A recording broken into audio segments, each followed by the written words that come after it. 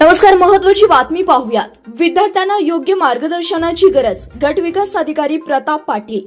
शिक्षण घेत असताना गुरुजनांचं मार्गदर्शन तर होतच असतं, परंतु शिक्षणाच्या योग्य टप्प्यावरती आल्यानंतर पालकांच्या मार्गदर्शनाची गरज असते, असे प्रतिपादन कराड पंचायत समितीचे गट विकास अधिकारी प्रताप पाटील यांनी केले।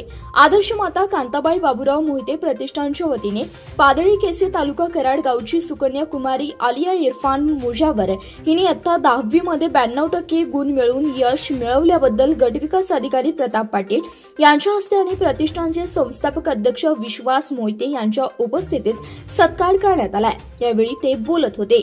यावेळी बोलताना गट विकास अधिकारी प्रताप पाटील म्हणाले की विद्यार्थ्यांची बौद्धिक क्षमता आणि गुणवत्ता ओळखून योग्य वेळी ते पालकांनी मार्गदर्शन करून विद्यार्थ्यांना दिशा देण्याची गरज आहे।